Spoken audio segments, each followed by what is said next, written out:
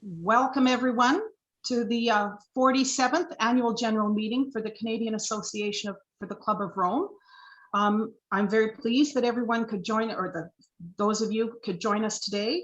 And I would like to state that we now have a quorum, which is 10 or more members from the association. And at the moment I can see that we have 24 of us here, so that definitely constitutes a quorum. And I would like to state that the rules of engagement for this particular meeting are the standard ones that we've had for years, but it's basically the parliamentary procedures, the Sturgis Parliamentary Procedures 4th edition is what's being used. I would also ask that people, if they are going to be firsting and seconding a motion, if they could state their name and whether they are first or a second, because it's really hard to keep track of everybody, and I don't necessarily see everyone at one time. If you wish to raise a question, I would ask that you put it in the chat line so that I can see that a little more clearly, because I don't see all of the people at one time because of the screen share and so on. So I ask that you put it in the chat line, and I will try and get to you as soon as I can. And people are quite, if you want to ask a question about a certain part of the meeting, that would be just fine. But again, we would like to, as I said, put it in the chat line, and I'll get to you as soon as I can. With that, the next slide, please.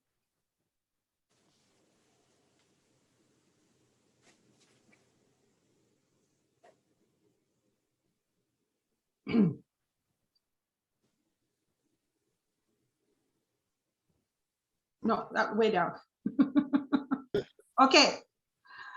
I would accept motions for the agenda for this meeting. I can't do it. No, Nigel, I propose that the agenda for 2021 be approved. Do I have a seconder? Valerie Hume. Valerie Hume seconding. All in favor? Aye. Aye. Aye. Opposed? Carried. Next slide, please. I hope everybody has had an opportunity to read the minutes from last year's AGM. And if I would accept a motion to approve the minutes from that AGM. I would so move. David Pollock moves. Seconder, please. Art Hunter will. Art Hunter. All in favor of accepting the minutes? Excuse me, could we have discussion before the vote, please? Please correct the spelling in item 2. For which? There's a spelling mistake in item 2. It kind of stands out. I'm looking, oh, Membership. on the agenda? No, in the minutes. Oh, okay. All right. Before we take, I'm sorry, David is correct. Before we take any motion for accepting the minutes, is there any discussion? So it's obviously someone had a comment about a word being misspelled in the minutes. There was another comment I had, Jean. I don't have the precise point on my screen, but in a report that I was doing, there's a past tense that should be a present tense. I think it's the word strove or strived, or it should be to strive rather than strove. Okay. It's just Jean, I have a comment to make on number 12. It's Madeline. Okay. I think that when you talk about the elections, it wasn't 2019 and 2020. It was 2020 and 2021. It's number 12. It's just the title. Okay.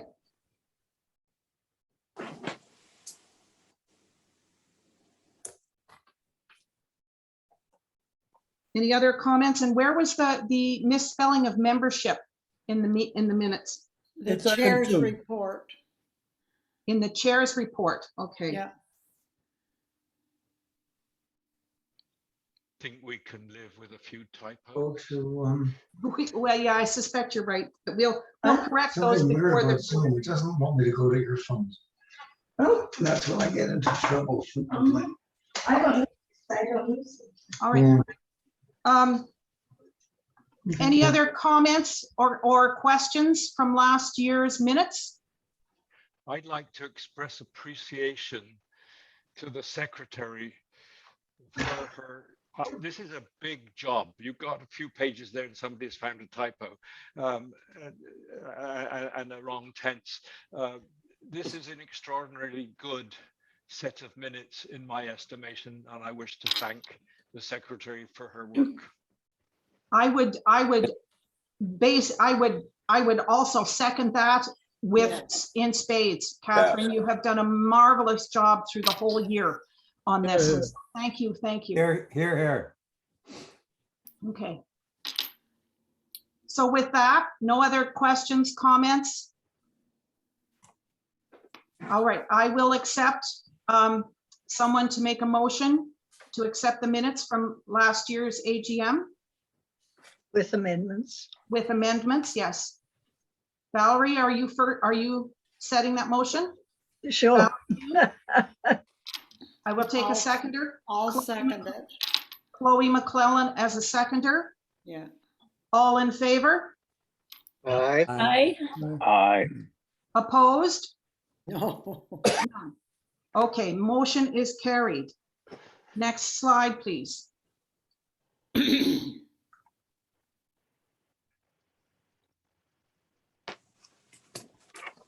I know what the next slide is going to be. Yeah, give it a second. I have to figure That's out how to okay. do this. It is my report. I hope everybody had a chance to read the chair's report that I sent around. But on top of that, I would really like to thank a lot of people who have been very, very helpful for me in the last while, for the last year, actually. In particular, I would like to thank Art Hunter for all of the work that he has done over the course of his tenure on the board of directors and everything else. And in particular, all of the work that he has done with respect to communications, our website, and everything else. He has just been a marvelous, marvelous resource for all of us to use. And at the moment, Art is, as of today, Art will be stepping down from the board of directors. He will be continuing on in his role as the communications director and also running the website and so on. But I just want to say to Art, thank you so much for all the work that you've been doing. And also in the last year, I would really like to thank the Pathways project team. And in particular, I'd like to thank Rob Hoffman and John Hollins for producing the document that they gave us that we now have up on the website. And again, Catherine Smith for all the work that she did in editing the document, formatting the document, and getting it into the state that it's in now.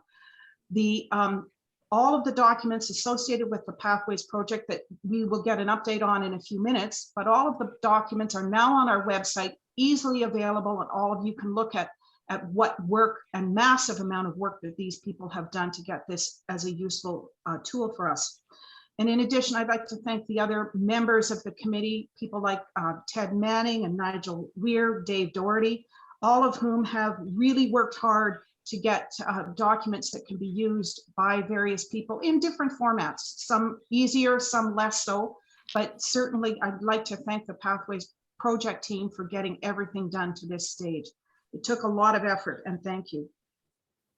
In addition, over the course of the last year, we have had major changes on the board of directors because we've had several resignations and a few people that weren't able to continue on in their roles on the board. So I'd like to thank Nigel Weir for, again, stepping up to be the treasurer to help us through some of these things, and Gord Kubanek for coming online to back up and to come back onto the board of directors after some of the health issues he's had, and to help Nigel in doing the work that he did as treasurer. So for those two gentlemen, I'd really like to thank you very much for that. And again, Catherine, I want to thank you so much for all of the work that you do in keeping me and the rest of the board of directors organized, and all of the minutes and everything else that you produce for us. And again, Ted and Art, I know this is sounding, thank you, but for Ted and Art, all of the advice and help that you've given me when I've been sort of floundering. And I will admit there have been times when I have felt very floundering. And again, the rest of the board of directors, I'd like to thank you for the help that you've given me over the last year. Now, the highlights in the report that I sent out, I'd like to stress that we did get out a strategic plan for this year. And from that, we derived an action plan. We were somewhat successful in doing some of the things, but less so than others. But please read the report and you'll see that. Again, we were able to get the pathways out. This is the royal we. The pathways team got the pathways report out, and I think that's a very useful document. And lastly, one of the other things that we wanted to try to do as an organization was to improve our efforts towards advocacy.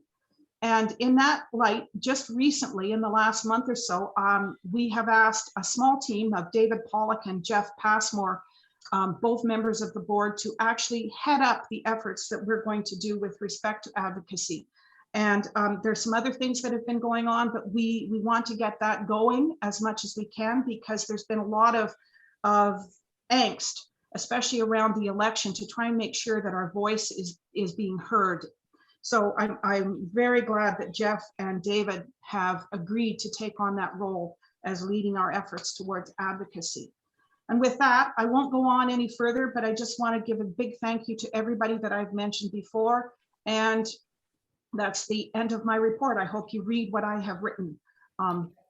It's a little more telling than what I've said. Okay. Next report is David Pollock is going to give us an update on the Pathways project. So Dave, we're going to screen share with Dave Pollock. Thank you, Jane. Just before I go to my remarks, on behalf of all of the CACOR members, I would like to express my thanks to you. The job of chairing, and maybe particularly during the pandemic when we can't meet face-to-face, is a strenuous one. And I want to thank you for all the work you've done during the past year. So I'm sure I speak on behalf of the whole membership. Thank you, Jane. Absolutely. Thank you. Absolutely. I would just say I've got a sign on mine saying I cannot start my screen share while another participant is sharing. So can someone else turn off their screen share so I can start sharing? Go ahead now, David. Go ahead. There's nobody else doing it. Thank you now.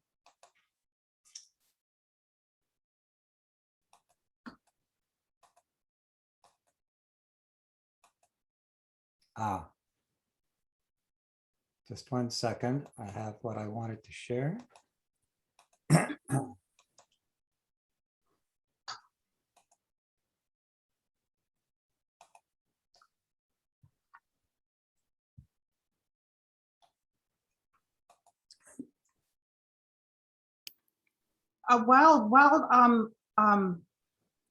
While David is getting his slides up, Bill Tyson asked me if there was some discussion for the chairman's report. So Bill, if you would like to ask your question, please go ahead while we're getting this next part set up. Yeah, okay, just a couple of very minor points, if I can call it up. I don't seem to be able to do that anymore. I'm sorry, I'm having trouble getting to the full slideshow. When I share the screen, the block covers over the place where I need to put it.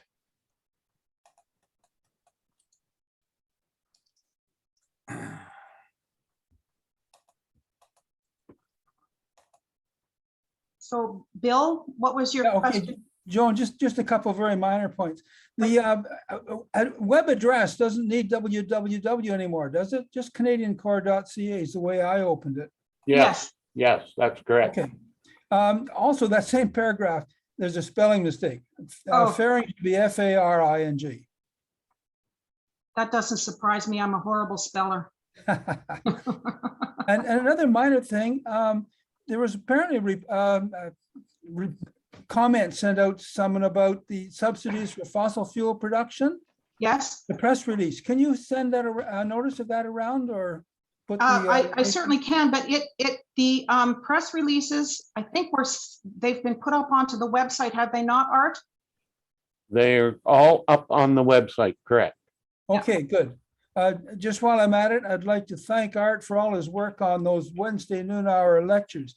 They're excellent. I've taken in a number of them, and particularly the posting so that we can see them if we have to miss them for some reason or other. So thank you very much, Art. That's been a real success.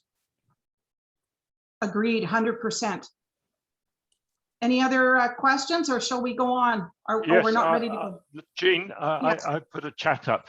May I make 2 points in relation to your report? Yes. 3, actually. Thank you. It's very clear.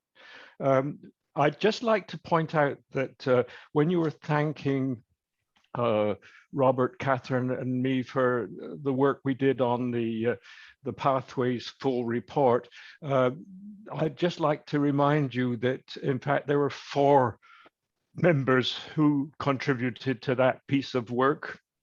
Ted was in a meeting with Robert and myself every week from September through to almost Christmas, and made a substantial contribution to the content of that report.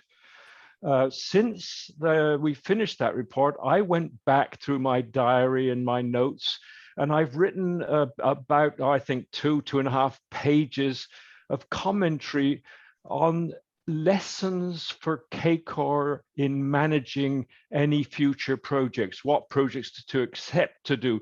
And I'd like to make to send that now through the secretary to the new board, and invite you to if you would like me to come for half an hour to talk about that, I'd be pleased to do that at some point in the future. Thank you. Thank you. That would be great. And please, Madam Secretary, would you, I apologize to Ted for not having included him as part of the principal authors. Please include him in my thanks. Are we ready to go? Can everyone see my screen now? I see fine wine. Yes. Yes, that's correct. Okay, Sounds better than what we were gonna get. that's right. Is that Thank you. Gorgonzola or Stilton? Yeah. Go. Yeah. I think perhaps we should not linger too long in this slide. But Jean had asked me as a board member, and because I'd been involved in the very beginning, to reflect on the Pathways project. I wasn't sure how large the participation would be today. So for many of you, this may be very, very familiar. But the reason I'm saying fine wine is you will remember that 2 years ago now, I did a presentation based on the preliminary results and the discussion we had, which had that cover slide on it. And at that time, we were aware of the figures, for example, in the very strenuous challenge that Canada would have, if not an impossible challenge, to get to that target of 2050, minus 80% from the 2005. And we were also seeing how strenuous it would be to get to the 2030 target. Now, this is the old target before the Liberals have now, in their campaign literature, moved to a 40% reduction. So we had all of that information before. And I think all of us were frustrated by the immense amount of time it took to get up and going. And I'm really grateful for where we are now in terms of the materials that we have. But I do think that the delay has caused a maturing of our understanding, certainly of my understanding. And I want to make sure that the members and people looking at this presentation have an appreciation of the bouquet that's developing, and what I would call really some, I don't think profound is too big a word in terms of the significance of the work we've been able to do on very limited resources. So I'm going to take a few minutes now, and then this can be available to others as they wish, to stress what I think is the essential insights of the report. I'm going to try to do it in a way that may make it a little more interesting. This is a very recent picture up in the media on Iceland's first carbon capture machine. Now, one headline, a very excited headline that came out recently from a climate change NGO, it was saying it will capture 800 cars emissions. That's 500 tons, they say, of CO2. The next headline I found was one that said, the world's biggest carbon removal plant just opened. In a year, it will negate just 3 seconds worth of global emissions. I then just did a quick calculation because the cost of these are estimated by Bloomberg to be between $10 and $15 million each. And so I took the $10 million number. And I reckoned that if 3 seconds equals 1 plant, it's 20 plants for a minute. It's 1,200 plants for an hour. It's 28,800 plants for a day. And it's still 10,512 plants for a year if you wanted to extract all of the global emissions. With each plant costing between $10 and $15 million, we're looking at a price tag of $105,120 billion. I want to move on to a second example. This was somebody triumphing how good it would be to follow Germany's lead, where they've set an exit date for the use of coal and replacing it with solar and wind energy. And that on the surface seems very much something to be celebrated. Here's a new headline from this Saturday's opinion piece by Eric Reguli. Angela Merkel kept the EU from blowing up, but left Germany vulnerable on the energy and industrial fronts. I'll let you read that slide for yourselves.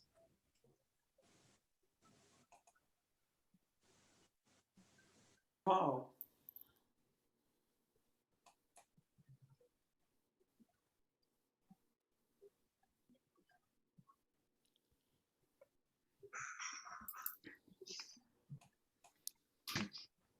And consequently, the consequence of this is that Germany is ramping up its coal plants to make up for the shortfall, and the country's fossil fuel emissions are soaring. In the first half of the year, Germany's emissions were up 28% in the electricity sector, which does make it a challenge for what they bring to the Glasgow meeting. Now, these two examples talk about, this is a quotation taken directly from a slide I think John prepared. I just reformatted for fun. But one of the findings in pathways is, it's not really a finding in pathways, but it's a reflection of what Canada has done to date, that we have always set targets in terms of policy prescriptions in the absence of understanding physically coherent pathways from current high emitting activities to those that would be lower non-emitting, without coherent pathways. And without that understanding, it's not possible to know what progress is being made along the way. Milestones cannot be set and used to assess the effectiveness of policies and programs in a timely manner. By the time it becomes clear that a target will be missed, it's too late to adjust policies and programs to recover. My point with the German example is that had they utilized a pathways approach and the kind of data sets we were using and information on the energy system, they would have realized that by knocking out and not pursuing nuclear and shutting down coal at the same time, they really didn't have a coherent pathway to have sufficient energy without reducing the use of energy within their society. This is a more elegant slide than the ones I put together by John that he sent me recently, just stressing on the bottom that one of the fundamental insights, if we're talking to anybody, is the need to use a technologically coherent simulation model. So Mark Jacquard, who many of us know, is really renowned now for all the work he's been doing in giving every political party estimates of what models are best, what kind of reductions will occur. And very significantly, they're used on prices of carbon and what the marketplace demand and supply will be affected. But it has not gone in to what technologically is on the ground in terms of our infrastructure. And we must stress this with decision makers as we start meeting them in any advocacy efforts. I think it would be good for CACOR to have a debate or a panel presentation with Mark Jacquard and perhaps Rob Hoffman to clarify the differences in the models so we can discern the weaknesses we see in either of them. You'll be familiar with these findings, this slide that we had 2 years ago with the 6 or 7 different changes. The reason that we've been so not negative, but pessimistic about Canada and its plans to date has been not only the historic misses that have come about, but our findings looked at these kind of emission reductions, and all of them had very strenuous assumptions built into them. And I'll just take one of them. This gap between the sort of gold line and the blue line where it says transportation electrified, that was all new land vehicles that are sold in 2030, including heavy duty trucks, were all going to use other fuels than fossil fuels. And it's similar with many of the other pieces. The residential, the commercial, the industrial had very strenuous amounts of increases in thermal efficiency, for example, and an awful lot of actions that were required by provinces, by consumers, by utility companies throughout each of these. So our findings said, look how difficult it is to reach the targets doing all of these things cumulatively. And when we looked at the actual happenings in each province, we could see that to get a 30% reduction nationally was nigh impossible. So the observations and conclusions that are found and embedded in the report that I really urge everyone to take a couple of hours to absorb in depth. I'll just run through them once again. We know that this is the case, that we failed to meet the emissions targets, and in our report, we've blocked them out in slides and in text. And another observation from the report is that our policy in Canada has been based on the illusion that targets well into the future can be met primarily just by incentivizing citizens and businesses to take actions needed, and that such actions can be financed by private investors and commercial lenders. The assumption is that we just need to strike a policy and a target and some incentives, and everything will fall into place. But the third observation is that a new approach that is needed, one that engages all stakeholders, I'll come back to that, once again in committing to biophysically and technologically coherent pathways with regular milestones against which progress can be monitored and policies changed and adapted as we need to reach the milestones and to reach the targets that have been established, but by using technologically coherent pathways that can actually get us there. And because these changes that are going to occur throughout Canadian society, it'll be both culture and economy that need to change, culture and economy. And that means that unless we're going to have an authoritarian regime in Canada, the politicians cannot really go that much faster than the willingness of the stakeholders. And consequently, we need an approach that is both adaptive, is coherent, but it also engages a great amount of the citizenry to get them on side with the kind of changes needed. And not only that, but to recognize that so much of our work has to happen at the provincial level, the municipal level, even if there's a broad roadmap and incentives and some penalties set at the national level. So that's a really important set of insights.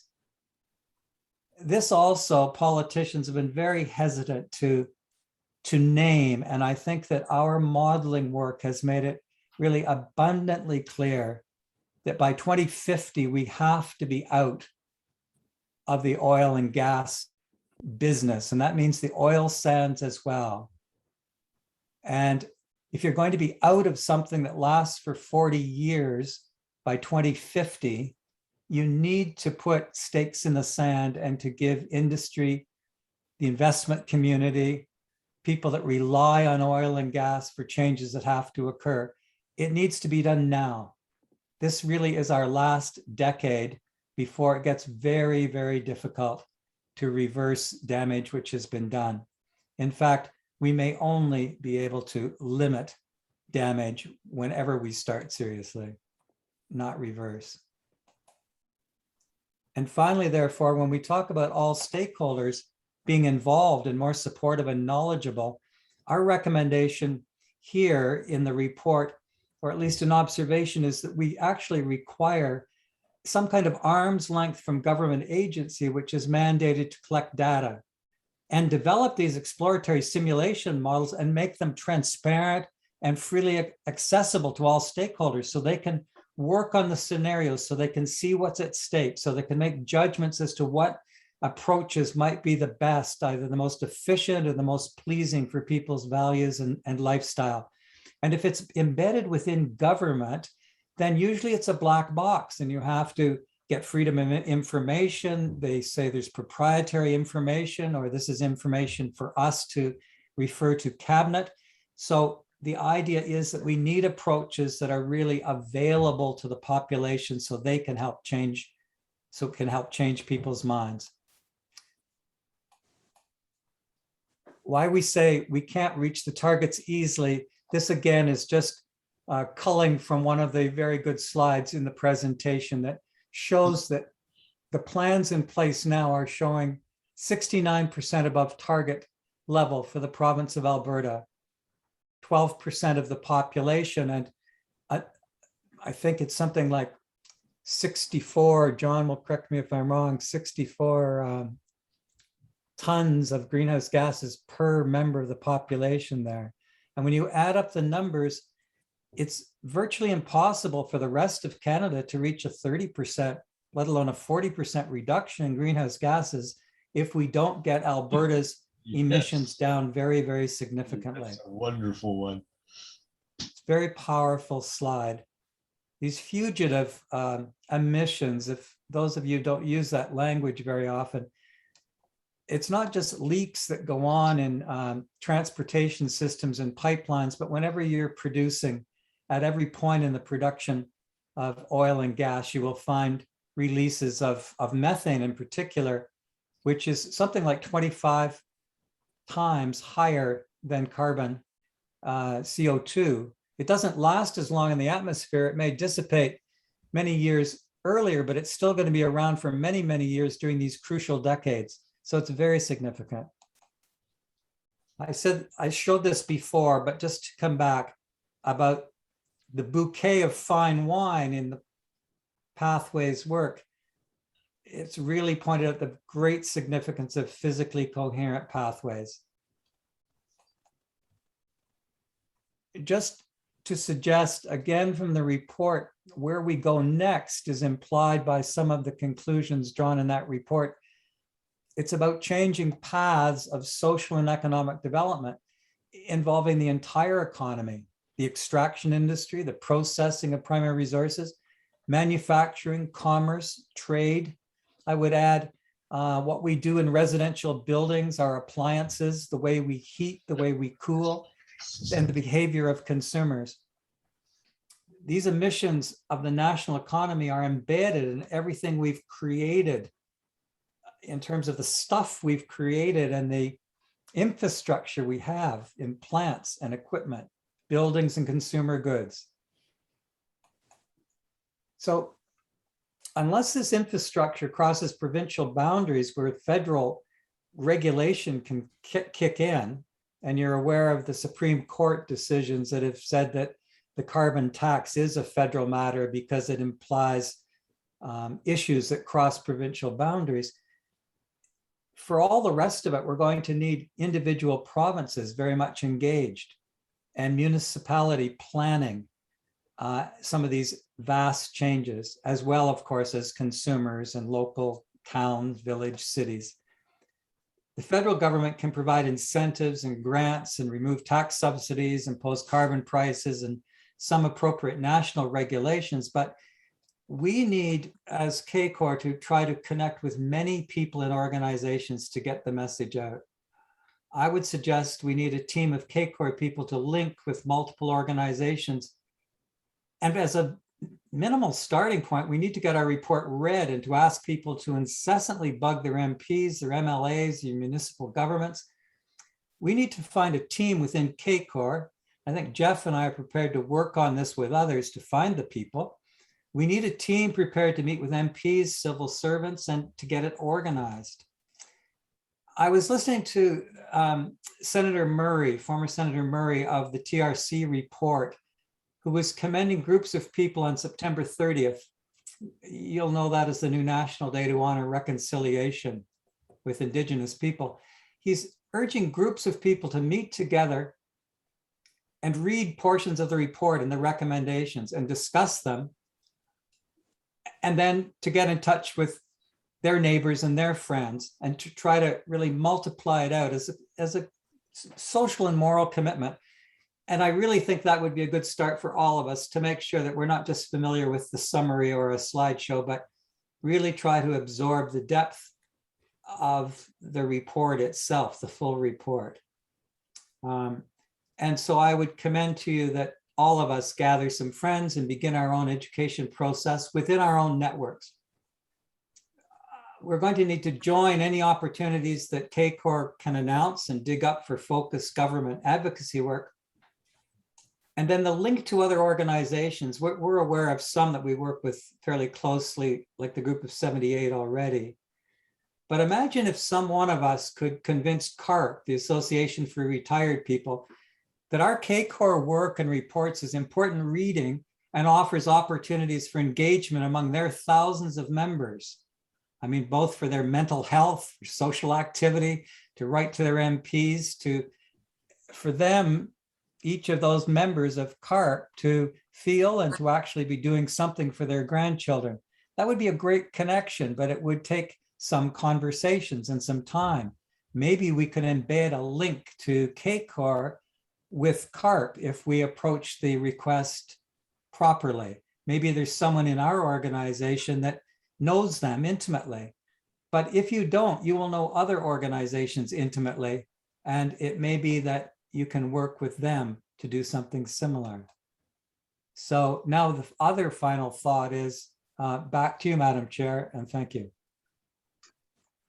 Thank you very much, David. Is there, while we're getting the slides back up for the other part of the meeting, are there any questions, comments, or things that people would like to say to this Art?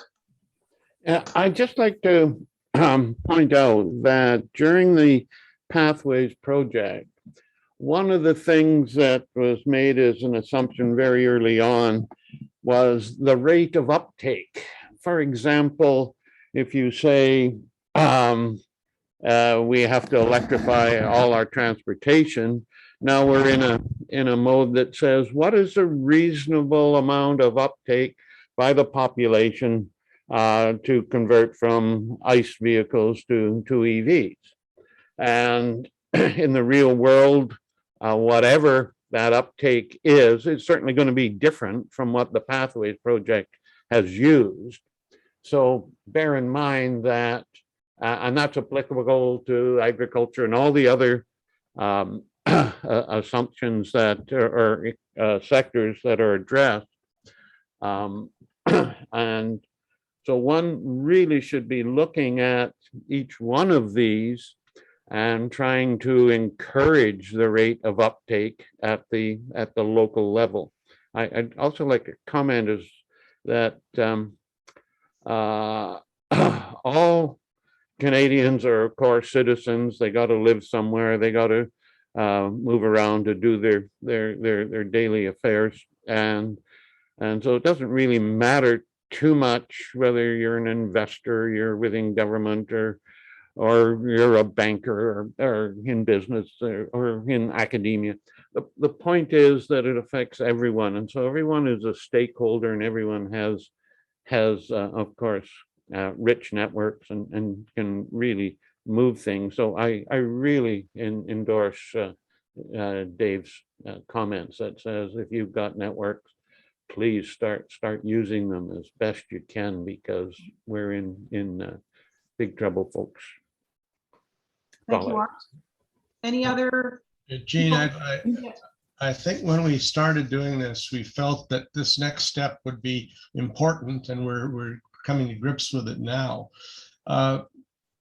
There's a lot of interesting initiatives on the list that could make a difference. And we in the group had thought about which ones could be most strategic. What we have not yet done, now that we have this great model showing us where the most flexibilities and so on are, is examined what is now happening relative to them. Which of them are most strategic? Can we do any kind of comparison regarding which things are likely to make the largest difference, and whether any of the sectors or political parties or others are even moving that way? It strikes me that we could have a very interesting discussion, because if I'm going to go into somebody's office and say, look, guys, what we think you ought to be doing, I think I really need a list of the top 5 things, and and essentially saying, hey guys, great, you're helping do this one. Now let's get on to the next one or whatever. But if I go into my MP's office, I need a short list of it comes back to the elevator stuff that we've kind of put some on the website. But when I go in, what do I ask for? Do I ask him to support what one of the political parties is doing, or do I ask him to take all of their money out of one thing and put it into something else because it's going to pay off more? So we have to really have come to grips ourselves with what is it we can advocate. That we all advocate solving the problem, but now we want to advocate specific solutions, Right. Like arts, for example, which I think is a wonderful one of trying to get everyone off grid, or like the stuff I got my daughter working on full tilt, trying to change all the building codes so that maybe they in fact would reflect the kinds of things we would like doing. But there's a lot of individual components in this, and I think we've got to be in a position, if we're going to talk to people, to tell them which ones are most important. Thank you, Ted. I have 3 people who wish to make comments at the moment. I have Rob Hoffman, who will be first, followed by John Hollins, and then Bob Walker. And don't forget Madeline. Oh, I didn't see Madeline. Okay. Okay, thanks, Jean, and good morning, everybody. First of all, thanks to David for his marvelous and succinct summary of the report. I appreciate that very much.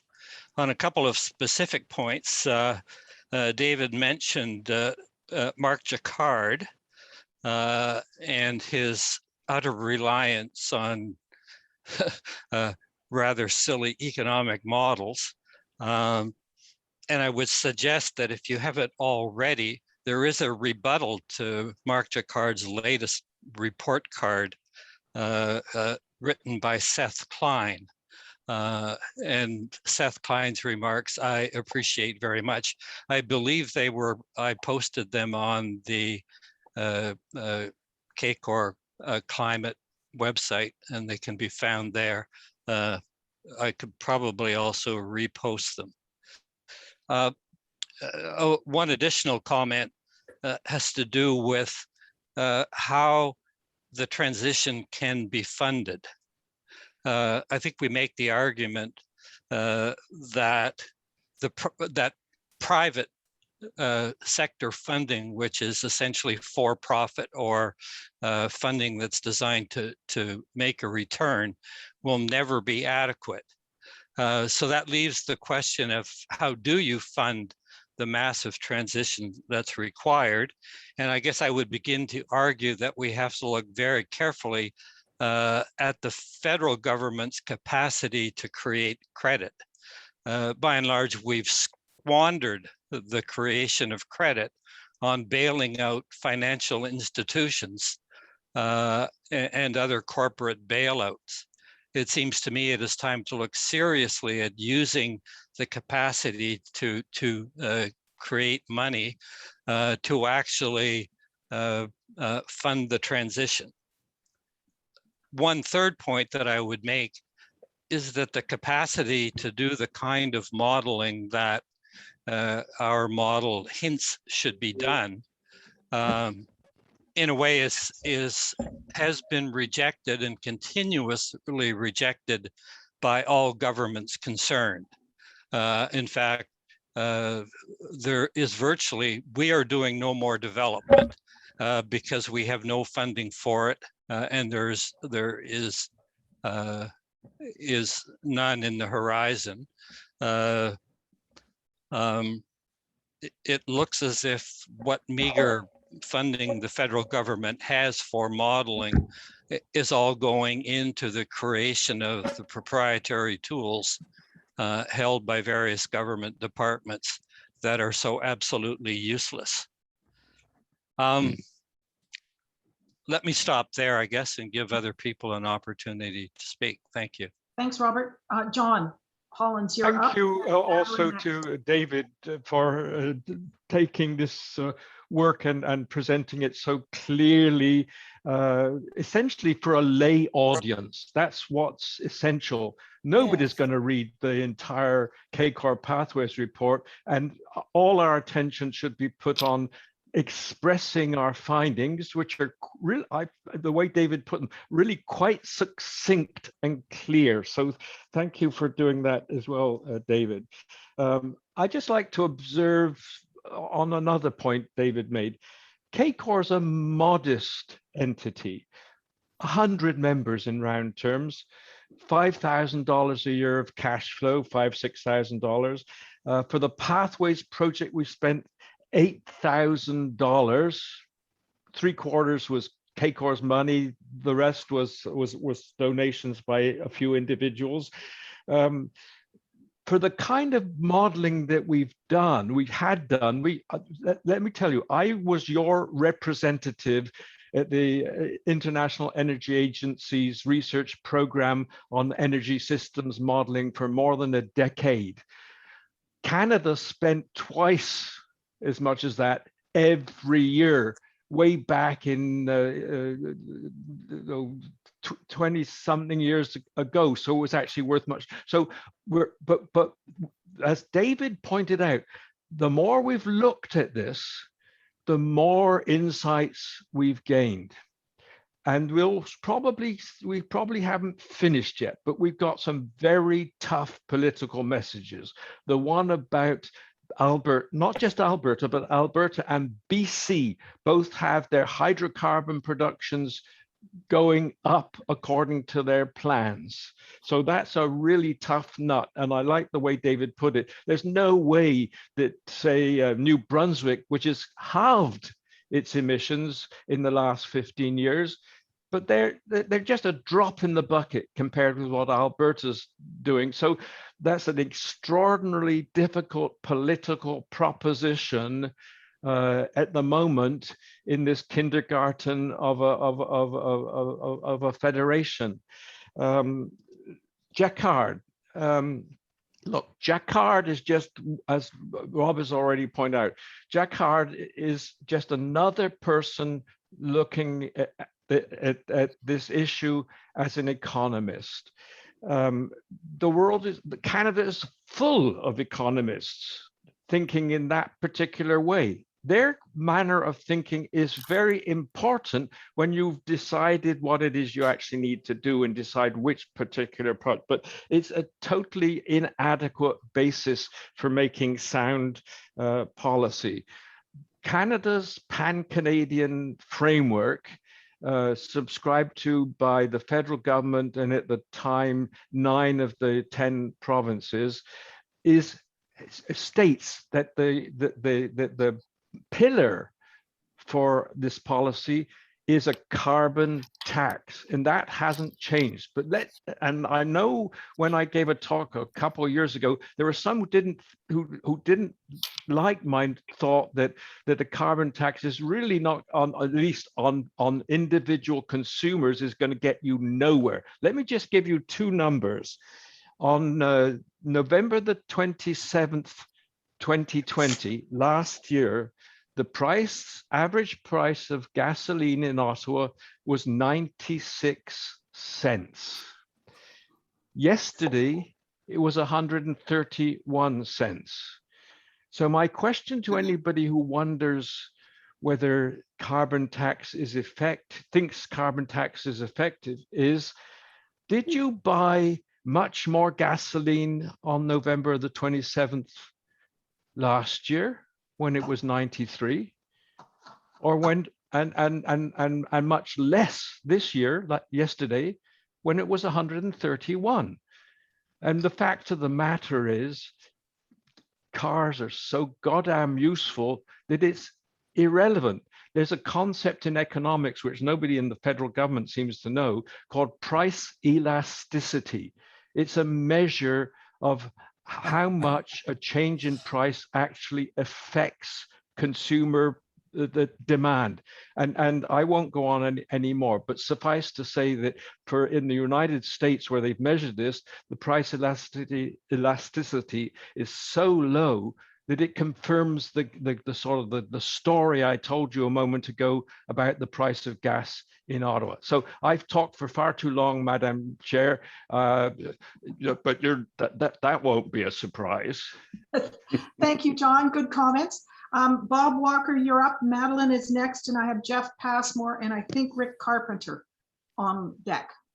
Okay, thanks, Jane. You can hear me okay? Yes, go ahead.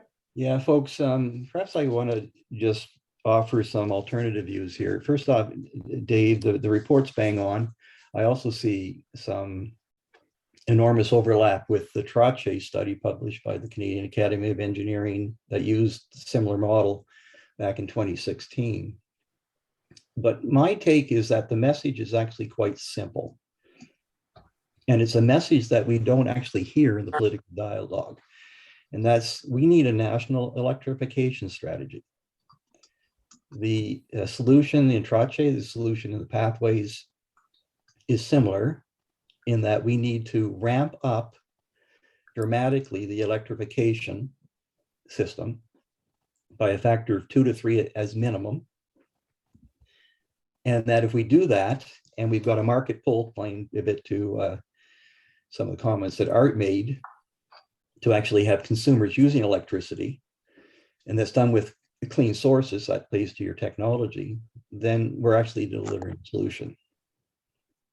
And a carbon tax has the problem that you're basically tackling the consumer end. And if consumers don't have anywhere to go to get their energy, it's not going to work.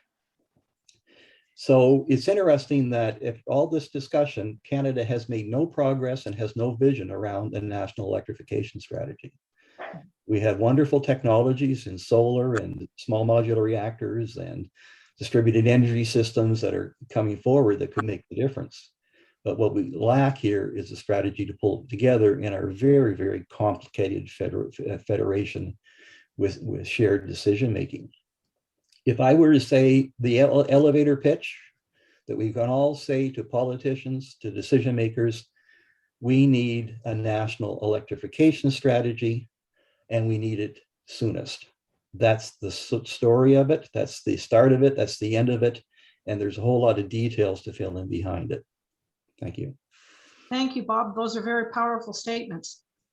Agreed. Madeline, you wish to make some comments. Yes, I just wanted to thank David. I thought that was also very clear. I had read it and I think he really summarized it very well. I like the part he did about advocacy, and I wondered if David could make a short summary of that. I was trying to write as fast as I could the examples he was giving, and because I think that that's what we can work on. And I also think that within CACOR, please remember that we have all those committees that we have. And I know that the Women's Committee had a meeting a couple of weeks ago, and we are really focusing on climate emergency in what we're going to be doing together, the activities we're going to be doing in the coming years. So I think that within our group, we'll do summaries of what we did. And maybe we can publish them on the website so that people can see what the individual committees in CACOR are actually doing. I think we might come up with some ideas. And within the Women's Committee, I circulated, unfortunately, there's so many conferences going on this week, but one really important one is an international one for women. It's on the We Can organization. And they have women from all over the world, and every day it's a different thing. But they've decided that they're not talking about climate change or climate emergency anymore. They're talking about climate justice. The women want justice in the world. So I think that if we put up you see how we can contribute to each other by sharing our information and then also moving on certain things and decide what are some of the actions we might make. So thank you very much. Thank you, Madeline. Jeff Passmore, you're up, and Rick Carpenter to follow. Thank you, Jean. I just want to, as a practical matter, David, you suggested that, among other things, we start our advocacy and included in that meet with MPs. And Ted then said, we all agree on the nature of the problem, but what is it that we're actually going to advocate? So I would like to suggest, David, that prior to the next board meeting, you and I get together to talk about exactly that, and then come back with a report to the board or some suggestions to the board on what it is that we feel we could actually advocate for that is among the least controversial. I also just want to comment on the notion of a national electrification strategy. I think we need a national energy efficiency and conservation strategy. There's far too much focus on supply, supply, supply, and not nearly enough focus on reducing demand, demand, demand. So David, I'm sorry to put something else on your plate and mine, but I think we need to have that conversation and then come back to the board. Excellent. Thank you, Jeff. Rick Carpenter, and then I think John Meyer will be our last comment. Rick. Thank you, Madam Chairman. All of the comments following the excellent report suggest to me that there is a need for a Pathways Project 2.0 on how to get it out there. That's really all I want to say. And I'm aware of he who proposes disposes, and that puts me in a position of discomfort. Nonetheless, I want to propose it. Thank you. Thank you, Rick. John Mayer, you have a comment, and Zach got your thing in just at the last minute. So okay, yeah, so John Mayer first. I'll be the last comment, or maybe second last comment, but certainly the most cynical. I think taking the message out there is difficult because a lot of the people you'll be presenting it to are positioned to resist any kind of change, actively resist any kind of change. And I think the only way to make progress is to have a model. I've discussed this with Rob Hoffman, that's available to people, usable by many different groups, and presents ways forward. So a model that's simply accessible. And my organization, Canadians for a Sustainable Society, would be willing to contribute to that. I don't know if we can make a dent in the funding necessary to do that, but we'd like to do it. If I can get over my board battles, I mean, it would happen. But I think you have to have a solid set of numbers, the same model, the same window that everybody's looking at, and you can discuss around a common data set and develop common priorities. That's the only way I think it's possible to move forward. So that's it. Yes, thank you very much, John. Those are very, very cogent things. Zach, last comment to you. Yes, thank you very much. Nice to get the last comment. What a good idea. I'm going to do more of this. Listen, I wanted to start by reinforcing what Bob Walker said. His idea is that the elevator pitch shortens down to one thing, a national electrification strategy. Now, I want to very much thank thank David for that wonderfully cogent summary. But I want to say the reason, and I'm going to put some words into Bob Walker's mouth, and maybe he'll jump in and say I'm wrong about this. But I'm thinking that the subtext behind national electrification strategy is the idea, no, people cannot go somewhere else to get energy, at least unless there's the infrastructure to do something with that energy. And there certainly isn't now. Your infrastructure is an automobile and it runs and it uses gasoline. An electrification strategy works on that. But the subtext is, I think, it's not just the consumer. And I really know that we always talk about getting consumption down. Yeah, sure, we get consumption down.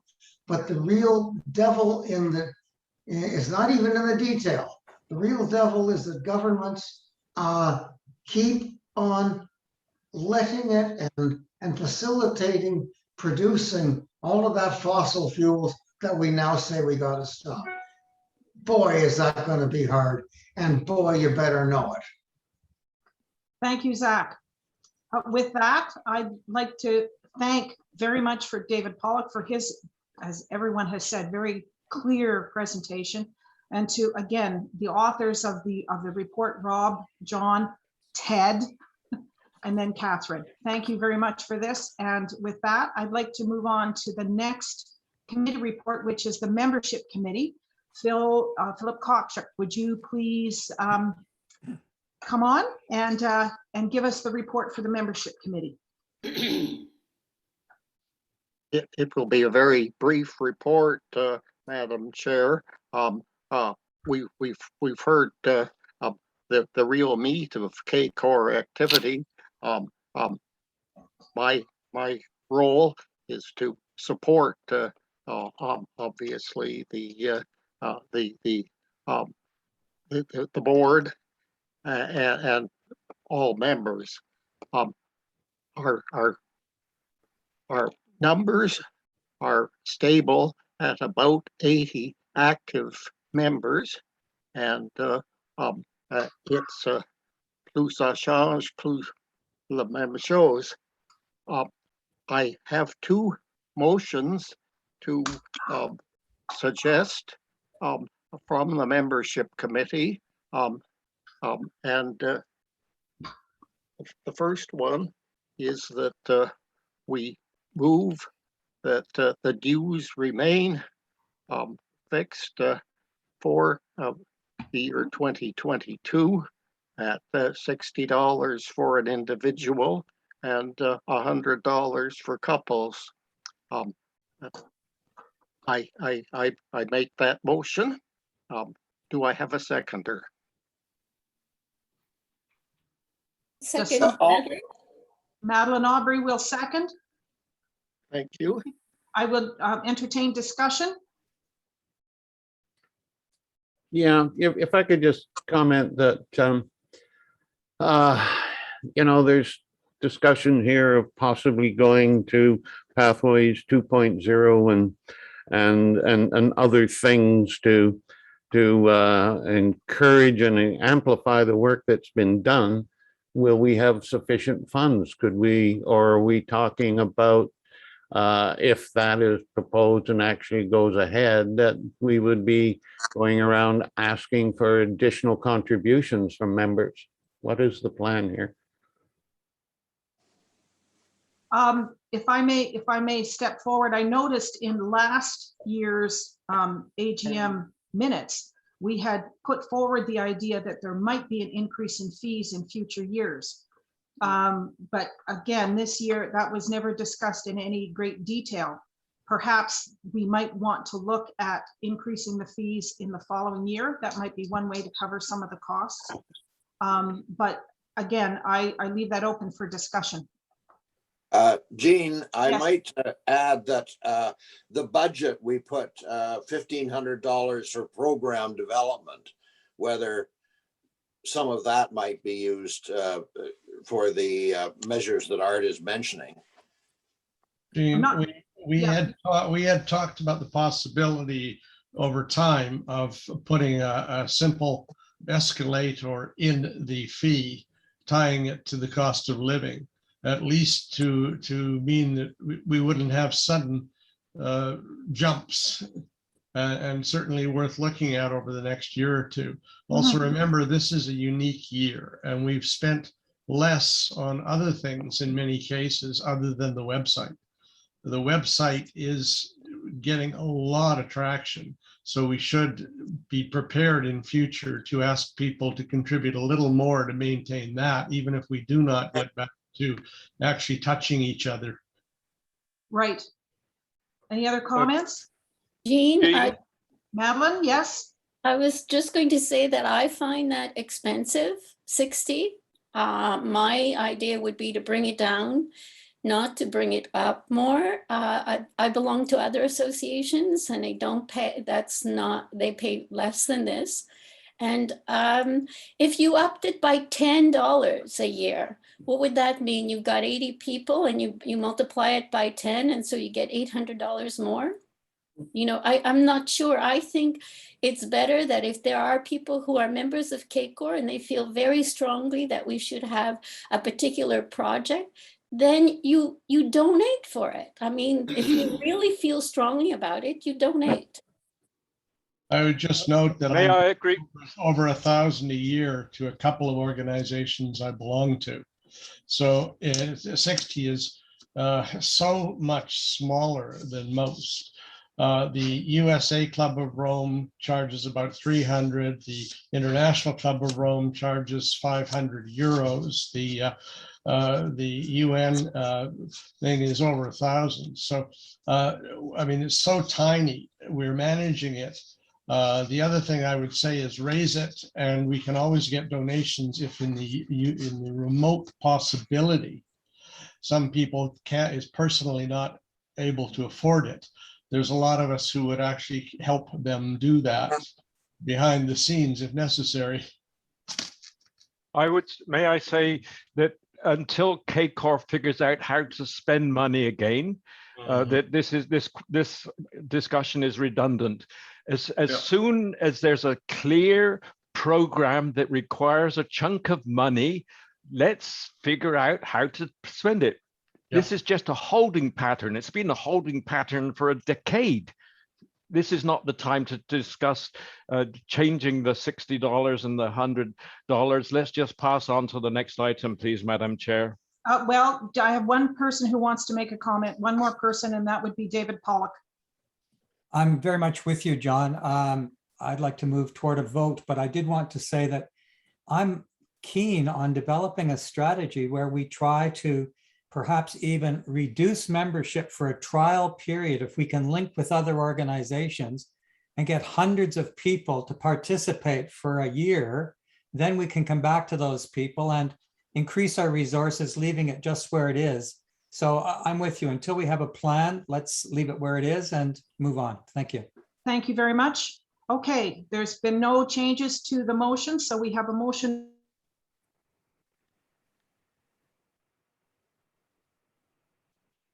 Hello?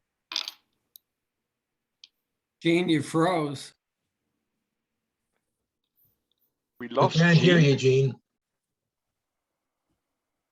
Give her a minute. She'll get it back up. If she Jean doesn't, isn't there, she's going to come down here. Yeah, if she's unable to do it, I can, as vice chair, if she will let me call the votes. Please go ahead, We might as Ted. well proceed. So I will Ted, call. go ahead. I will call the vote as proposed by Jean. And all those in favor, please signify by saying yes. Yes. Yes. Yes. Yes. All opposed? Yes. Thank you. Opposed? Yes, Somebody's opposed? abstain. Abstain, okay. So we have, Yes, please. it's been passed, one abstention. I'll give it back to Jean now. Okay, thank you very much. So it's passed. I would next- make a second motion, Madam Chair, Yes, to reinstitute the special guest provision. The slide is imminent. Yeah, um, next slide, please. Yes, there we Yes, go. Yeah. thank you. It's merely a suggestion that when we resume in-person meetings, that the special guest initiative be reinstituted, whereby current members can invite a guest to attend a luncheon free of charge during the 2022 season. May I call for discussion? I would move the motion. Seconded. Moved by Philip, seconded by John Hollins. All in favor? Say aye. Aye. Aye. Opposed? Aye. Opposed? Passed. So with that, thank you, Philip, for the communication or for the membership committee's report. I would now ask that so that you don't have to listen to me. It's not me giving the program committee report. I did ask Gabrielle.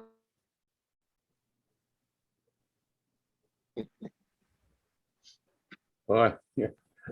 Okay, Beta, I guess I will take on. What are you back on, Jean? Yes, I am. My thing keeps freezing, so I'm going to go and switch computers with Dave. Okay, I'll go on then. Yes, please do. Okay. Oh, okay. So this will be a very brief report, obviously, mostly because, as you know, from well, Jean and myself, we took over the chairman. We were co-chairs for the program committee since 2019. However, from one of CACOR's most active committees, we have become actually inactive due to the ongoing COVID-19 restrictions for in-person meetings and the switch to virtual presentations. So CACOR Program Committee has not been active as a committee since the beginning of the pandemic. As you know, we have CACOR adopted very successfully with weekly presentations delivered through CACOR Zoom's platforms, which has been coordinated by Communications Committee and Art Hunter. The only thing that we have organized in conjunction with the Values Committee was a spring dialogue session for ongoing virtual discussion on selected topics. And since these proved successful, we will recommence this fall. The advantage of having a larger number of CACOR members who reside outside the National Capital Region join our discussions and presentations is proving extremely advantageous to the overall association's mission, which means that lunches, picnics, and other face-to-face events as organized until last year may become more social rather than a scheduled part of the regular program. Although we recognize the value of personal contact and we hope that some engagements can still take place in the future, we will have to see how this situation that we're in right now, the pandemic, resolves. In the coming year, we will need to re-examine the role of the program committee to determine how it will best meet the needs of the organization. This is all I have on this report. If anybody has any comments. Thank you, Gabriela. Any comments, questions? Okay, with that, thank you. We will move on to Art Hunter talking about the Communications Committee. Can you put Art. the slide up, please? Yes, I will. Share. I did, I hit share. All right. Share. Okay, Art. Okay, next, please. This presentation is similar to what I presented last year, that I'll address the three major elements. The website first, of course. In August, we've gone through a number of design updates and additions, and so our homepage looks considerably different than it did prior to that, particularly with regards to the Pathways project. And the intent is to make all documents that are pertinent and important to the Pathways project, to make that available to you and anyone that gets onto our website. Can I have the slide back up? And we have added a special feature called breaking news, whereby anyone who's an editor can go in and add things. And I'm delighted to see that other people other than me are doing so. And if you do get onto the website, you'll see that scrolling across the bottom, and it's a simple click away. There's also a menu item that you can look at them all if you wish. We have, in fact, done some adjustments to the menus and the widgets themselves to reflect our changing times. I mean, the way we were thinking back in 2015 is quite different from the way we're actually operating today. We did change host. We went from SiteGround to Canadian. SiteGround was a US organization, and the Canadian one is Web Savers, and they've been very helpful and useful. I'm really pleased that we made that change. I put down David Doherty is providing some assistance. That's too soft. I mean, he's really coming on and taking some of the load off me, and I really appreciate that. Next, please. We're still seeking, assistance from the general membership. There seems to be a constant desire on behalf of some members to have a committee which would use a pointer and issue instructions to myself and David as to what they want to do. I keep saying, look, if you want to make a change or unhappy with the way things are going, come in and participate. Don't expect that we're going to take on more and more work based on a committee barking orders. And we did stop using the staging site, and now we've only got one live site, which seems to be working quite well.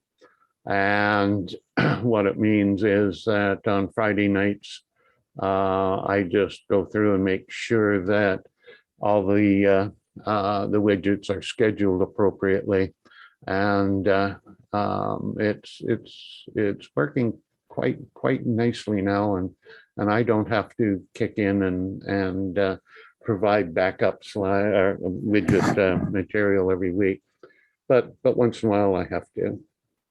The website does have 25 pages, and if people notice, there are share buttons, so you can go off and share on the media like Facebook and Twitter, etc. We have over 2,300 postings and made by 30 members since we started this version of the website in 2016. As I've said, we're doing live and we're doing weekly updates. So far, we've posted 131 events, and interestingly, in our media library, we got over 3,300 items, which is very useful. All right, next page.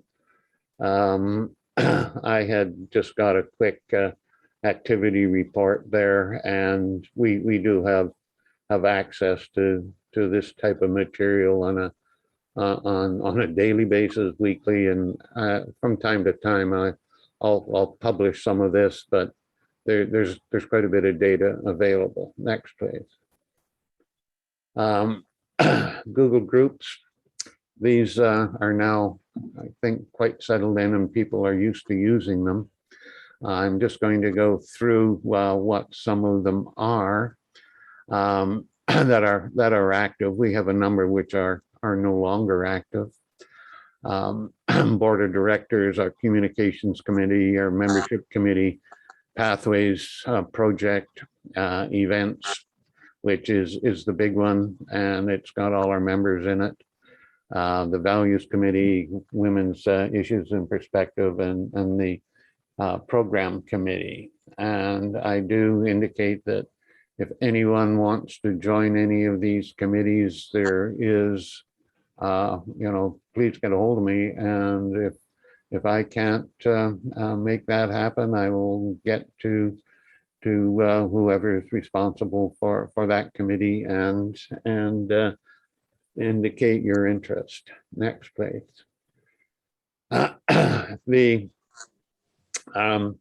Some of the Google groups, of course, that are very active are the Climate and Energy, and which has got 33 members, and the flow through there is quite high in terms of material, and there's a lot of participation, and I'm just delighted that it's working so well. We have the discussion group as well, which is got 30 members. We have our Google group that's open to the public. That has been rather stationary at between 39 and 43 participants. People come and go, but it's right now sitting about 41, and we do get some very good input, particularly from Jean Brasseur, who posts in there quite regularly. We have two special discussion or CACOR or Google groups. One is Zoom speakers. What I do is every time we get a new speaker, I include them into a special Google group. And so right now there's 60 in there. And as new speakers come along, they get added in. What this means, it's an interesting resource that says it's a network all on its own in terms of, as it were, friends of CACOR that we can communicate with a single message. We get to all of them. There's this other set that Zoom special. There's 13 members. I use it in the same way. We get some people are saying they express great interest. Say somebody from the Club of Rome. They're not a speaker and they're not part of our membership. But if they wanted to be kept informed of what our presentations are directly, I would put them into Zoom special. Right now, there's 13 in there, and I keep that active as well. That's potentially another very useful network. Next, please. Zoom meetings. We're all pretty well familiar with this. We have weekly presentations, and as of the 1st of September, when I prepared this, we had 65. We have, of course, had international as well as guest participation. And we, in terms of regular scheduled Zooms, of course, the board of directors, and we're on one right now. I do like to encourage people, and particularly committee chairs, to use the recurring. What it is, I like to tell people that it's there for CACOR use. And all you have to do is go there and tell the people you want to work with to show up about the same time. Think of it as a meeting room that is sitting there empty almost 90% of the time. And but it's there for your use. Just show up and use it. We use it for Friday hangouts where people can just drop in for a chat. And but you know, it's an underutilized capability, and boy, if you can think of a way to use it to make your committee work or whatever it is easier, by all means use it. I know the Values Committee has gone off and scheduled 2 such meetings, and certainly applaud that. And I'd like to see even ad hoc groups who want to get together. You know, just it's there, available. Just do it. Next, please. Thank you. Oops, I'm done. Yes. Comments? Questions? Thank you, Art. Any comments? Gene, I have one. David here. Okay, David. Art, do you want to reference the software that Michael set us up with so that we could get out to the press gallery and MPs and that sort of new, very effective software for public outreach? Okay, yeah, I can. That's fairly new, and so far it's only David, myself, and of course our consultants who have had a briefing on that, and we can potentially use that to in a very effective way. The intent initially was just to get press releases out, and but I see it's a much bigger thing than that. It's an opportunity to have very large databases of people we wish to communicate with, and in fact I can see in certain cases we would want to use that capacity rather than a Google group. It's a very mature piece of software. It's got lots and lots of capability, and I've just scratched the surface, and so has David Pollock. So we do have this very comprehensive means of communicating to a very large audience, and I'm sure as time goes on we'll become more proficient. And it was only $60 for the lifetime due to a special arrangement we made with Michael, which is great. Thank you. Any other questions or comments? Yeah, I guess Rob Hoffman was going to say something. Yes, no? I didn't see that. All right. No, that was a while ago, so that Yeah. moment's passed. All right, my comment is that some fine tuning from a website professional might go a long way to the ability of the website and also the YouTube channel to be found. If you look at the website, the Canadian Club of Rome website, it ranks around 8 million, and there are 7 sites linking into it. 8 million in terms of web traffic worldwide, and there are 7 sites linking into it. If you look at the YouTube listings, you have the number of views of the YouTubes, which I think are phenomenally useful. You have Bill Reese, 18,000 views. Then you have our 2 recent climate presentations, about 3,000 each. And then Charlie Hall, around 2,000. It drops off from there. My presentation on populism is number 10 at 300. And I think if these the YouTubes had good descriptions in them, web optimized, search optimized descriptions in them, along with the rest of the website, then that would go a long way to boosting. It's not the cure, absolute cure, but it would boost the profile and the views that we get. And that takes a pro. And there are lots of pros in Ottawa. I would dearly love to have you find one, and we could use them ourselves. But I'm just mentioning that that should be done once. Anyway. Thank Comment, you. follow-up, Art? Yeah, Or that's no? fine. Okay, good. I'll take this up with Michael because he is a pro. That's all he does. Okay, I'd love to be involved in that chat. Thank you, John. We can do that too. Yes. Okay, I don't think there's any other comments or questions coming up for Art.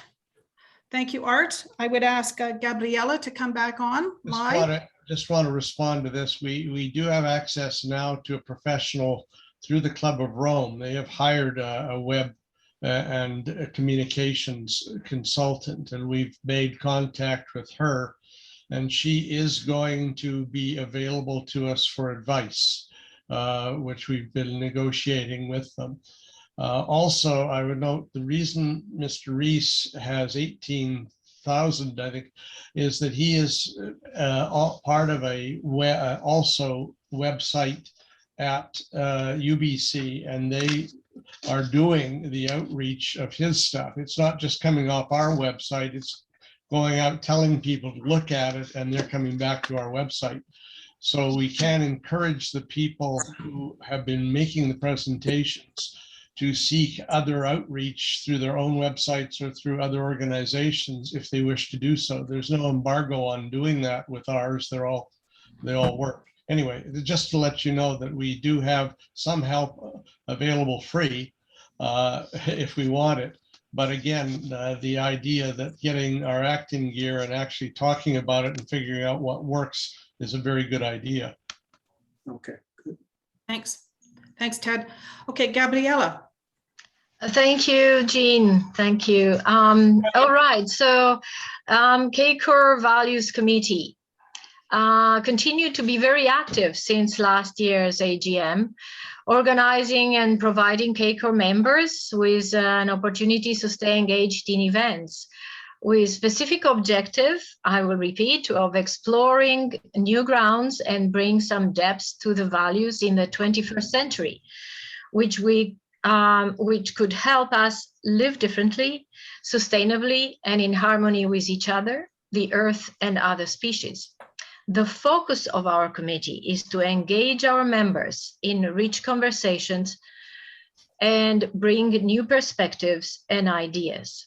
We also aim to align with the overall CACOR initiatives. Since the last AGM in September 2020, the committee has met numerous times to organize 6 events for our members.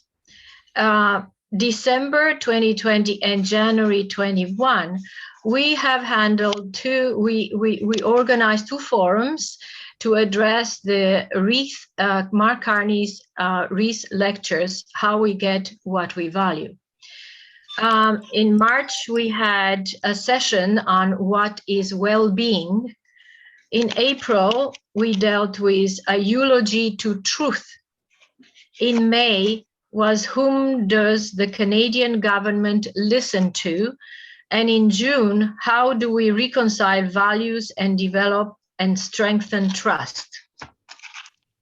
Looking forward, CACOR Values is planning to organize further open forums.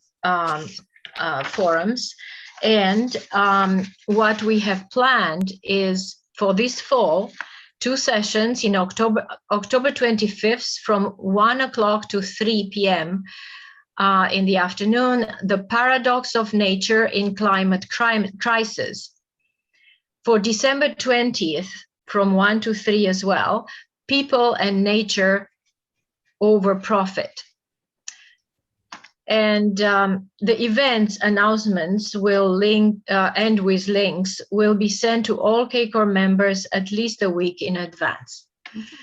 I want to thank all CACOR members for participating in the values workshops and conversations, and to the board for facilitating the virtual platform for our meetings since the start of the pandemic. And also to the committee members who devoted their time, and they contributed an unflinching presence of spirit and humor. So, and those members are Paul Maillet, Lalis Guaranati, and John, and Sheila as a honorary member. And that is all I have for today. Thank you, Gabriella. Any questions from anybody? No. Okay, I would ask Val Hume, I see you're live, so if you can give us the next committee report on the women's issues and perspectives. The committee has done very little during the past year. We were glad that we had you get a bell to speak to us at one of the sessions. This had taken some time to organize because of her availability and our availability. Since the report was written and submitted, we have had a committee meeting, and I'm happy to say that that Madeleine Aubrey and Ferdinand Faulkner will be the co-chairs in the future. We have decided that a big focus will be on the impact of climate change on women, which has very serious consequences. We've discussed some of that, and there will be work going on with discussions and groups to help to help people understand why it is having such an impact and what can be done about it. I thank those members of the committee who have contributed to the website. There have been a number of reports and sharing of information as we have gone along during the past year. So thank you. Thank you very much. I'd like to make a comment, please. Yes, please. I'd like to thank Val for having been chair of the Women's Issues and Perspective Committee for the last 6 years. She has really done a very good job at bringing us together and continuing on our work and helping to find presenters for each year, as we had in our terms of reference said we would do. I'd like to say that at our last meeting, we decided that we would follow in the same way as the Values Committee and start having discussion meetings. And our first one will be on November the 22nd. And we're having our preparation meeting this coming Monday. So that should be of interest. And we'll also contribute to the CACOR presentation series, as we've done in the past, only we'll not just do one a year, we'll submit more than one. And we'll come back to something that CACOR used to do all the time, which is associate ourselves with CMOS and with the group of 78, and we'll find people that would be a presenter that would be equally good for these two other associations, as well as others that we're affiliated to bring, and in that way we would be bringing in more associations listening to our presentations. So this is some of the things that we're planning, and I'd like to say we are 16 members, no longer 7. We are 16 now. So and I hope to increase that. Thank you. Thank you, Madeleine. Any other questions, comments for the Women's Issues and Perspectives Committee? No. Okay, with that, I would like to say that I would like to entertain a motion to accept the membership committee, the program committee, the communications committee, values committee, and the women's issues and perspectives committee reports for this AGM. I would entertain that motion. I will propose those motions. Jane, Thank it's you. Nigel. Thank you, Nigel. I will entertain a seconder. Gabriella, thank you. Gabriella, all in favor, say aye. Aye. Aye. Opposed? Carried. No. Thank you. Nigel, I will send this over to you now for discussion of the treasurer's report. Okay. Thank you, Jean. If you could give me, that's the right slide. Our statement of financial position shows that we are maintaining a healthy bank balance, ending 2020 at $19,064, and in July the 31st at $18,726. And in fact, we have more. We're up to 19,184 as of September 24, as later membership fees have come in. If I could have the next slide, please.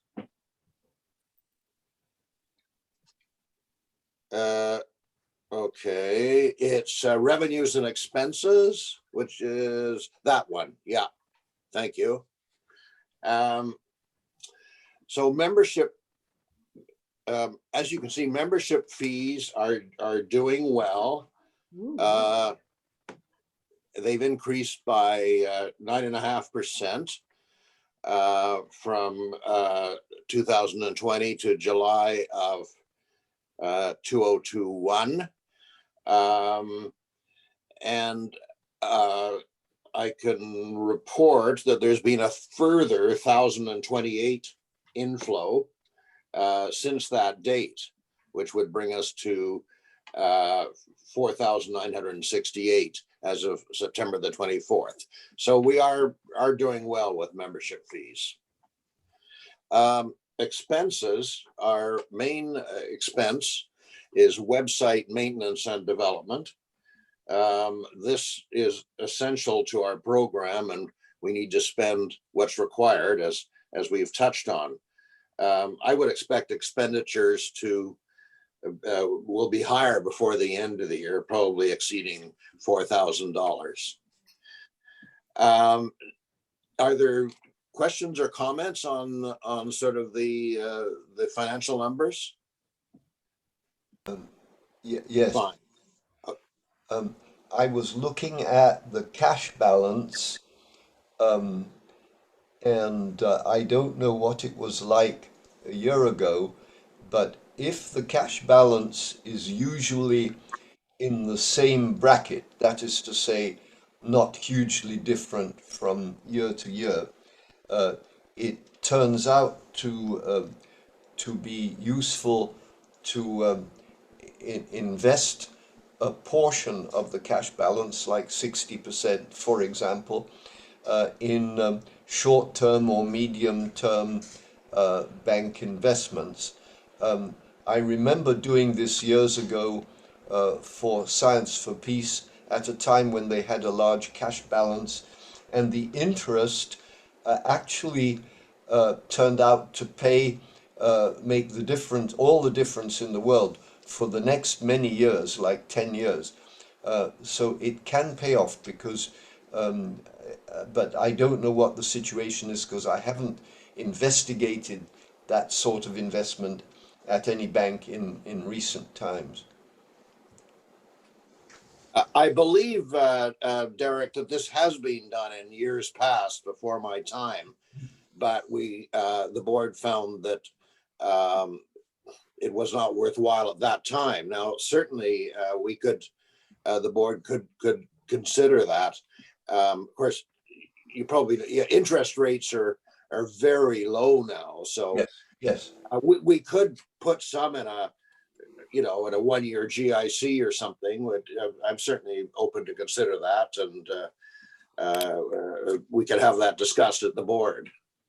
Yeah, I think. That's all I wanted to mention. Thank you. $10,000 put into a 1.5% would give you $150 a year. Yeah. And I don't know if that complexity would justify the return. Thank you, John. John Hollins, you had a comment? Or did I have the wrong John? Okay. Any other questions for our treasurer? John, your mic's off. All right, sorry. Thank you very much, Nigel. I muted myself because of other noises in the house. It's all right. Look, thank you very much, Nigel. You're reporting current income from membership is pushing $5,000. At the basic rate of $60, that's 83 or 84 members, but some members paid for more, prepaid for 2 or 3 years, and some members are coming in as couples at $50 each. So it looks to me as if we have about 100 members. Do you actually know, Nigel, how many people paid that $4,968? The picture is somewhat complicated by the fact that I sort of record the membership revenue as it comes in, and for how many years. And as you say, there's a spread of individual 1-year memberships, 2-year, 3-year memberships, couples. So one would have to do sort of a frequency chart. Okay. So I have done it. Philip, I sort of use the number in my head that Philip Cockshut quoted, that we have 80 paid members. Yeah.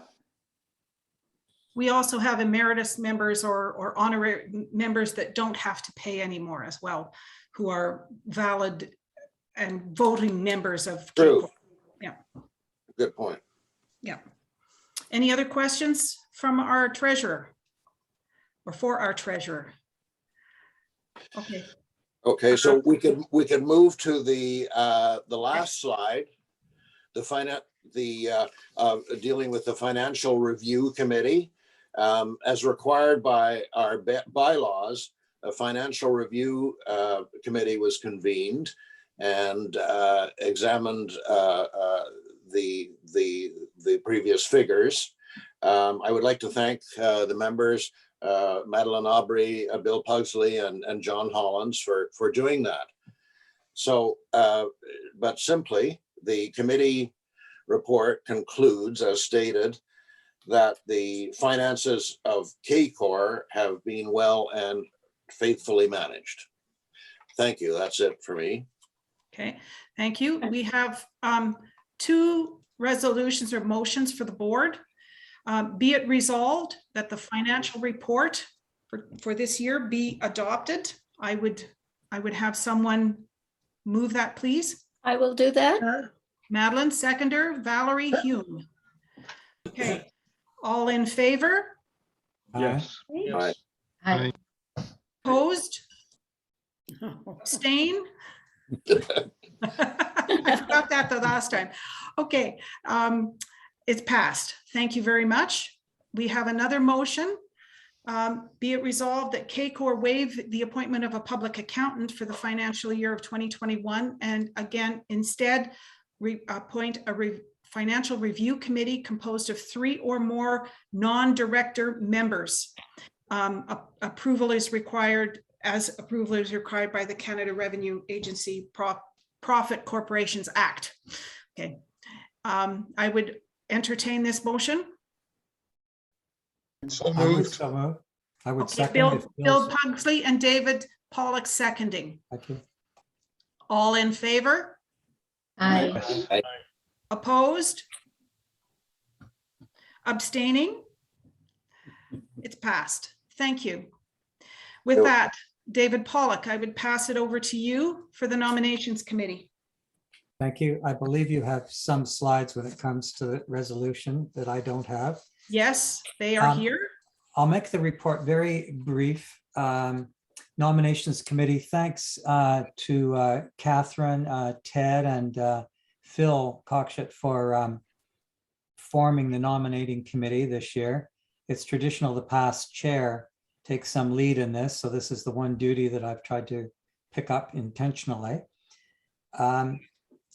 We are allowed by bylaw to have between 5, we're required to have at least 5, and a maximum of 11 directors.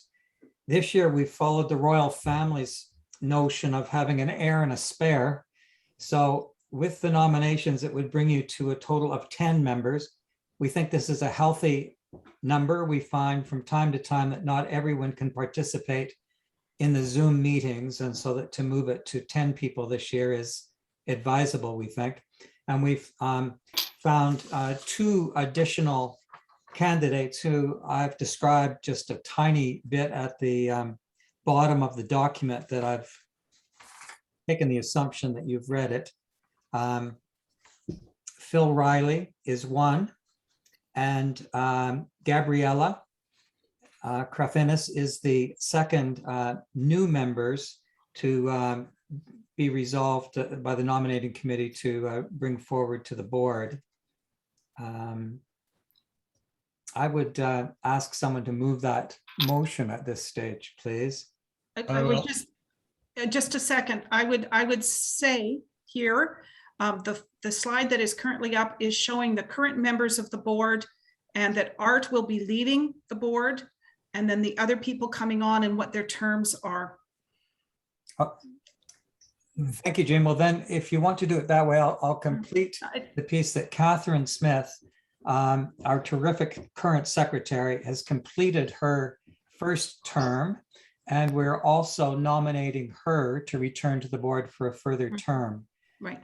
So collectively, I'm looking for someone to pass a motion to nominate those 3 persons to the board of directors. Happy to do that.